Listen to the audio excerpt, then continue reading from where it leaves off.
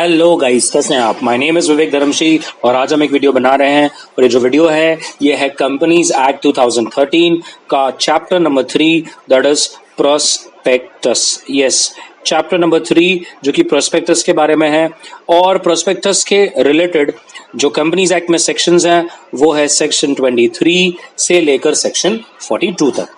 अगर हमें इस चैप्टर में मेरा खुद का इंटरनल ब्रेकअप जो मैंने किया है वो बताऊं तो अगर प्रोस्पेक्टस रिलेटेड आपको समझना हो तो ये सेक्शंस पर फोकस देना है। अगर अलॉटमेंट ऑफ सिक्योरिटीज पर फोकस देना हो तो इट इज सेक्शन 39। अगर आपको प्रोस्पेक्टस रिलेटेड पेनल्टीज को समझना है तो दिस इज दिस पार्ट। और अगर आपको प्राइवेट प्लेसमेंट पर फोकस करना है, समझना है, तो दैट इज सेक्शन 42।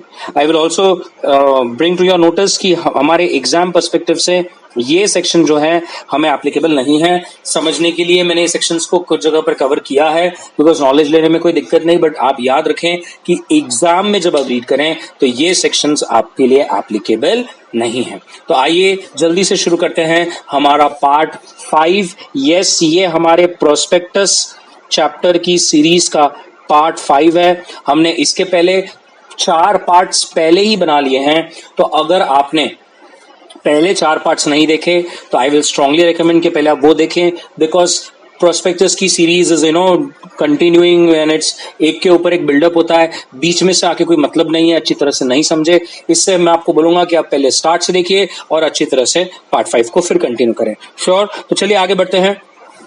अब हमने किया क्या है, हमने पार्ट 1 में सेक्शन 23, 24, 26 और 29 ये हमने पार्ट 1 में किया था।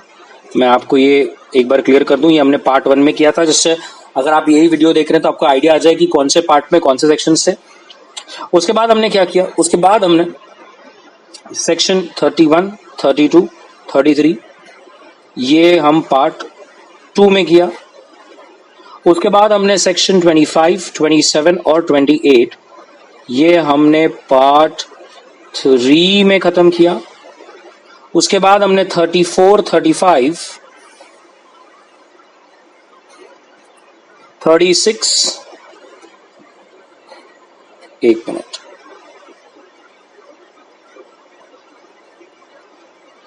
हमने 34, 35 पार्ट 4 में खत्म किया, 36, 37 पार्ट 4 में खत्म किया, which is all about penalties.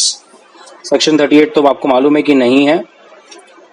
और अब जो हम ये वाले पार्ट 5 में करने वाले हैं, ये जो हम पार्ट 5 में करने वाले हैं वो है section 39 and section 40।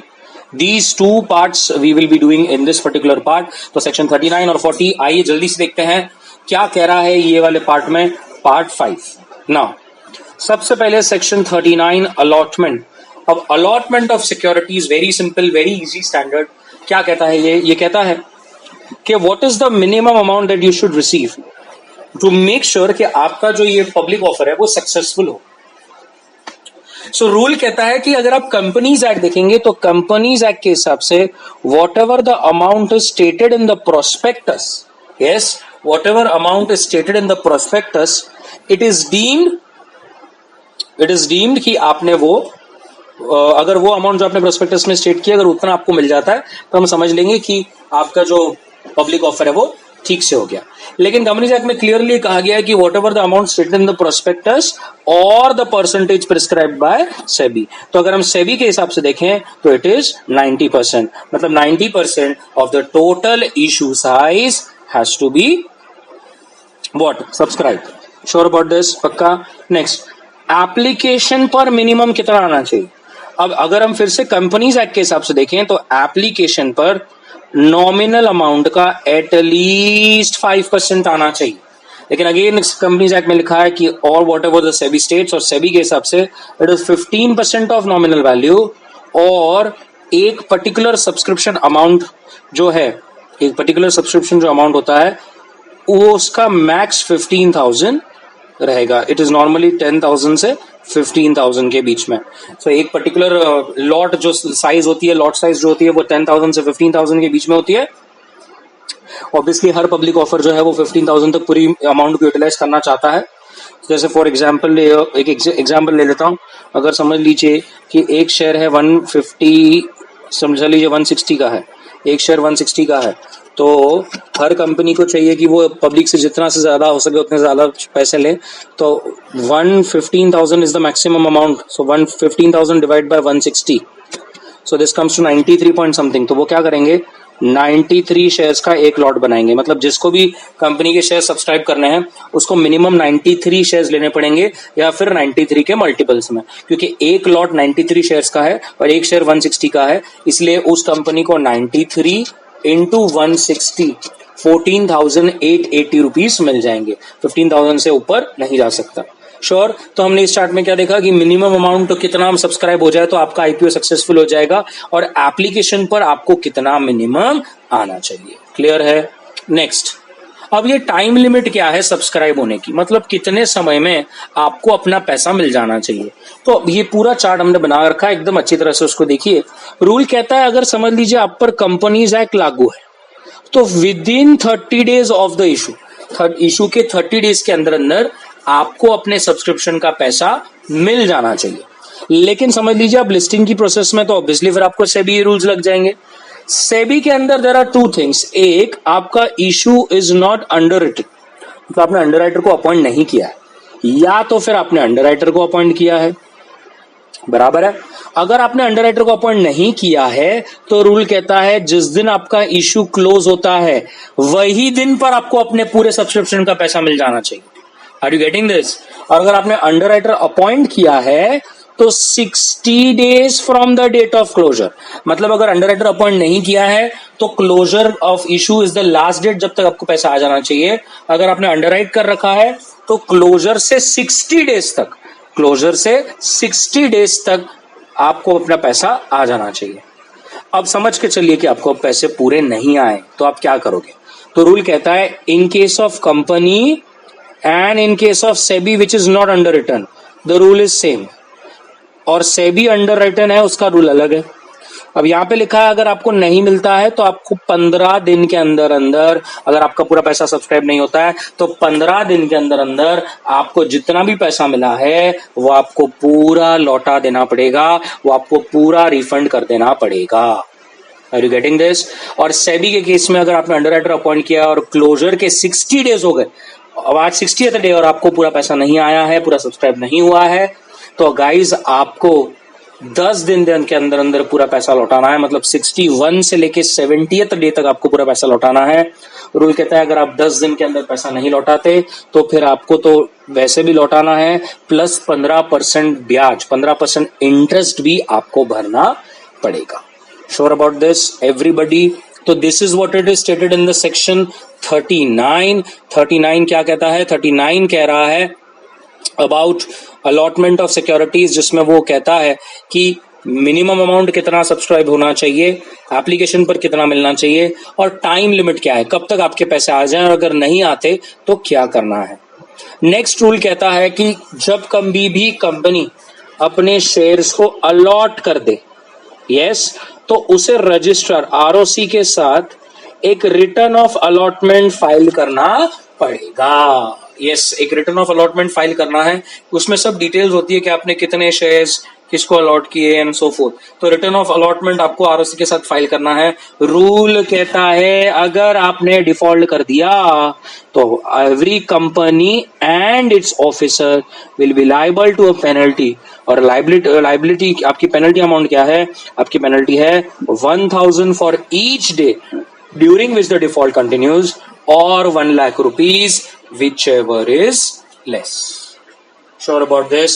So if there is any sort of non-compliance with respect to section 39, so this is your penalty, and section 39 states some basic rules about allotment, जैसे कितना सब्सक्राइब होना चाहिए, एप्लीकेशन पर कितना मिलना चाहिए, और अलॉटमेंट का पैसा कब तक, सब्सक्राइब का पैसा कब तक मिल जाना चाहिए।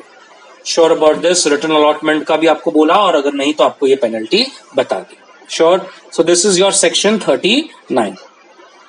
Now section 40. Section 40 क्या कहता है?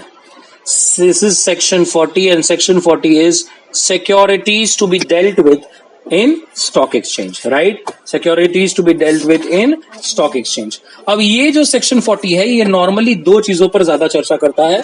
ये स्टॉक एक्सचेंज के साथ होने वाली चीजें, बैंक अकाउंट का रिलेटेड, और अंडर राइटर्स के रिलेटेड बात करता है। मैं आपको एक बार, अगर आप खुद को भी चाहिए तो आप लिख सकते हैं। एक ये जो है स्टॉक एक्सचेंज के रिलेटेड बातें ज्यादा डिस्कस करता है, बैंक अकाउंट के रिलेटेड की चर्चा है इस सेक्शन में। एक मिनट यार, I write it very nicely, wait. Section 14, एक तो ये स्टॉक एक्सचेंज के रिलेटेड चर्चा करने वाला है, इसके बारे में बताता है, बैंक अकाउंट के रिलेटेड बताता है, और अंडर राइटर्स कमीशन के बारे में काफी चीजें बताता है। स्टॉक एक्सचेंज, बैंक और अंडर राइटर्स कमीशन। क्लियर है? Sure about this? So these are 3 things इस पर ही ज्यादा चर्चा करता है। चलिए, now let us read one by one what does it say. So section 41 कहता है, वेरी इंपॉर्टेंट, सिंपल सा है। It says every company making a public offer, the focus should be on the word before making such offer, has to compulsory make an application to one or more stock exchange and get the permission with that stock exchange। अब बताइए, बड़ा simple और सरल है कि offer public करने से पहले आपको स्टॉक एक्सचेंज में तो एप्लीकेशन करना पड़ेगा ना, क्योंकि कल जाकर आपने पब्लिक ऑफर करा तो ये शेयर्स आपको लिस्ट करने पड़ेंगे। बताइए कहाँ लिस्ट करोगे? कॉमन सेंस, अगर आपने परमिशन ही नहीं ली तो आप इसको लिस्ट कहाँ करोगे? तो सबसे पहले रूल कहता है, पब्लिक ऑफर करने से पहले स्टॉक एक्सचेंज को ये शेयर्स को हम लिस्ट कराएंगे, इसकी परमिशन के लिए एप्लीकेशन करना पड़ेगा। रूल यहां तक ये कहता है कि आपके प्रोस्पेक्टस में मेंशन होना चाहिए कि हमने एप्लीकेशन करा है, और आपके प्रोस्पेक्टस में कौन से स्टॉक एक्सचेंज में एप्लीकेशन किया है उसका नाम भी बताना पड़ेगा। मतलब नॉर्मली हम क्या बताते हैं? हम बताते हैं national stock exchange and Bombay stock exchange. तो कौन से एक्सचेंज में आपने अप्लाई किया है उस स्टॉक एक्सचेंज का नाम भी आपको प्रोस्पेक्टस में बताना पड़ेगा। Sure about this? पक्का? नेक्स्ट सब सेक्शन 3 क्या कहता है? ये कहता है जो भी पैसे आपको आते हैं पब्लिक से उसे एक अलग सेपरेट बैंक अकाउंट में ही रखिए, और वो सिर्फ यही 2 पर्पस के काम आएगा। याद रखिए, पब्लिक से मिला हुआ पैसा एक खास सेपरेट बैंक अकाउंट में रखना है, और वो पैसा सिर्फ यही 2 पर्पस के लिए यूज होगा, और कोई भी पर्पस के लिए यूज नहीं हो सकता जब तक आपका पब्लिक ऑफर पूरी तरह से खत्म नहीं हो जाता, सक्सेसफुल नहीं हो जाता। पहला, फॉर एडजस्टमेंट अगेंस्ट अलॉटमेंट, मतलब जिसके भी आप शेयर्स दे रहे हो उसके सामने आप उसको एडजस्ट करते जाओगे। और दूसरा, कल जाकर समझ लीजिए आपका ये पब्लिक ऑफर फेल हो जाता है, सक्सेसफुल नहीं हो जाता है, तो फिर इसी बैंक से आपको सबको पैसे रीपे करने पड़ेंगे, रिफंड करने पड़ेंगे, जो भी आपको एप्लीकेंट से मिला है, फॉर एनी अदर रीजन जो कि आप अलॉट नहीं कर सके। तो जिनको अलॉट कर पाया उसके सामने ये पैसे एडजस्ट हो जाएंगे, और जिन्हें आप अलॉट नहीं कर पाए उन्हें लेटर ऑफ रिग्रेट देना पड़ता है, और साथ ही साथ उन्हें अपने पैसे फिर से रिफंड करने पड़ते हैं। Sure about this? तो यहां पर ये जो 2 पॉइंट्स है, ये 2 पॉइंट किसके रिलेटेड है? ये 2 पॉइंट हो गए स्टॉक एक्सचेंज के रिलेटेड। यहां पर ये पॉइंट किसके रिलेटेड है? ये पॉइंट है बैंक के रिलेटेड। और अब यहां से हम जो पॉइंट्स पढ़ेंगे वो हो जाएंगे आपके अंडर राइटर्स के रिलेटेड।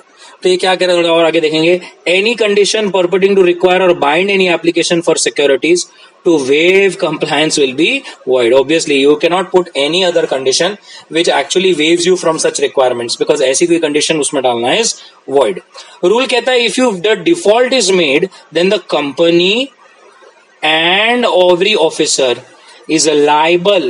Guys liable देखो कितना है, 5 लाख से 50 लाख कंपनी के लिए, और ऑफिसर के लिए 1 साल तक का जेल, और है यहाँ पर पेनल्टी 50,000 से लेकर 3 लाख, या तो फिर बोथ। क्लियर है? Sure about this? पक्का? नाउ अंडर राइटर हमें अपॉइंट करना है। अब अंडर राइटर कौन होता है? अंडर राइटर वो होता है जो हमें कहता है कि अगर समझ लीजिए पब्लिक ने आपके शेयर्स को सब्सक्राइब नहीं किया, ठीक है, पब्लिक ने आपके शेयर्स को सब्सक्राइब नहीं किया, तो आपके शेयर्स को कौन सब्सक्राइब करेगा? आपके शेयर्स को सब्सक्राइब करेगा अंडर राइटर। श्योर। अभी अंडरराइटर कोई हमारे घर का तो नहीं है, ये फुकट में तो नहीं करता, तो अंडरराइटर हमारे शेयर्स को सब्सक्राइब करने का क्या लेता है? Commission. Clear? Sure about this?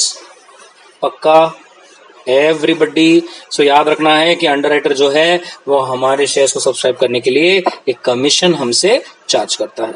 तो अब रूल क्या करता है? A company can pay commission to any person in connection with subscription whether absolute और conditional subject to whatever is stated in the rules. But to make sure that you pay the commission, it is very important कि आपके AOA में ऐसे underwriter को appoint करना और commission देना allowed है। तो नहीं है तो पहले आपको अपने AOA को अमेंड करना पड़ेगा और उसी के बाद आप अंडरराइटर को अपॉइंट कर सकते हैं। रूल कहता है आप कमीशन का पेमेंट कहां से करेंगे?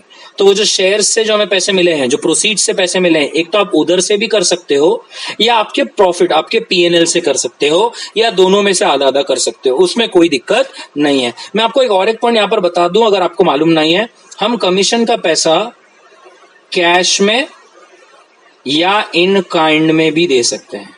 ठीक है, याद रखना। नेक्स्ट, अभी हम कितना कमीशन दें? तो पहले तो ये जानना है कि आपने अंडरराइटर जो अपॉइंट किया है वो शेयर्स के लिए किया है या डिबेंचर्स के लिए किया है? सर हमने तो शेयर्स के लिए किया है। तो रूल कहता है AOA में जो रेट लिखा है और 5% विच एवर इज लेस, और अगर डिबेंचर है तो अगेन AOA में जो लिखा है या 2.5% maximum which ever is less. समझ में आया? मतलब याद रखना है कि शेयर्स में तो आप 5% से ज्यादा का कमीशन अंडरराइटर चार्ज ही नहीं कर सकता और डिबेंचर में 2.5% से ज्यादा चार्ज नहीं कर सकता। हाँ, आपके आर्टिकल्स ऑफ एसोसिएशन में 5 और 2.5% से कम लिखा है तो आप उतना ही मिलेगा अंडरराइटर को, लेकिन अगर 5 या 2.5 से ज्यादा लिखा है तो उतना नहीं मिलेगा। 5 और 2.5 एक्ट से ही मैक्सिमम कमीशन का जो रेट है वो डिसाइड करके रखा है। Sure about this? नेक्स्ट, आपको प्रोस्पेक्टस में अंडरराइटर के प्रति क्या क्या डिस्क्लोज करना है? तो रूल कहता है आपको अंडरराइटर का नाम बताना है, आपको उसका रेट बताना है और अमाउंट ऑफ कमीशन बताना है कि उसको कितना पे करने वाले हो, और आपको ये तक बताना है कि उसने कितनी सिक्योरिटीज अंडर रिटर्न की या सब्सक्राइब करी। Sure about this? So you have to state the name, you have to state the amount of commission, you have to state कि how much securities you have decided to underwrite or actually subscribe. Sure about this? Rule says you need not pay the commission for those securities which were not offered to public. Very important. मतलब क्या, in short क्या बोलना चाह रहे हैं वो? देखिए guys, जब भी सिक्योरिटीज इशू होती है ना, तो either it is available to public or let us say it is available for subscription by promoter. तो याद रखना है जो प्रमोटर के लिए अवेलेबल है ना, उस सिक्योरिटीज पर अंडरराइटर को कमीशन नहीं मिलता। जो सिक्योरिटीज पब्लिक के लिए अवेलेबल है उसी सिक्योरिटीज पर आपको कमीशन मिलेगा। याद रखना। तो अंडरराइटर कमीशन कौन सी सिक्योरिटी से मिलेगा? Which is available for subscription to public. जो सिक्योरिटीज प्रमोटर्स को अवेलेबल है सब्सक्राइब करने के लिए, उस पर कमीशन नहीं मिलेगा। इसलिए उन्होंने यहाँ पे क्या लिखा है? No commission is to be paid which are not offered to public. Which are not offered to public मतलब may be which are offered to promoters, उसके ऊपर आपको कमीशन नहीं मिलेगा। रूल कहता है आपने अंडरराइटर के साथ एक एग्रीमेंट तो किया होगा, तो उस कॉपी ऑफ कॉन्ट्रैक्ट भी आपको रजिस्ट्रार में जमा करना है at the time of delivery. मतलब जब भी आप प्रोस्पेक्टस अपना आरओसी में फाइल करोगे उसी वक्त आपको ये कमीशन जो अंडरराइटर के साथ जो आपने एग्रीमेंट किया है कमीशन पे करने का, उस एग्रीमेंट की कॉपी भी आपको प्रोस्पेक्टस के साथ आरओसी में जमा करनी है।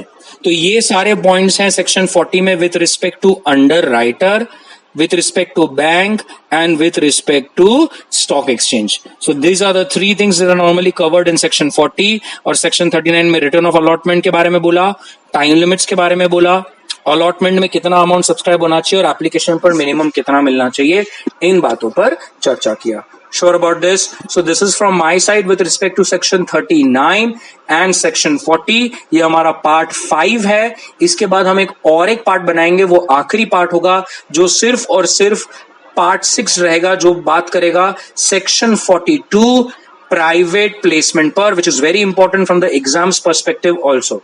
Sure about this? So that's it from my side, section 39 and 40. If agar acha laga, to please share and subscribe with your friends. Okay, thank you very much. Bye bye.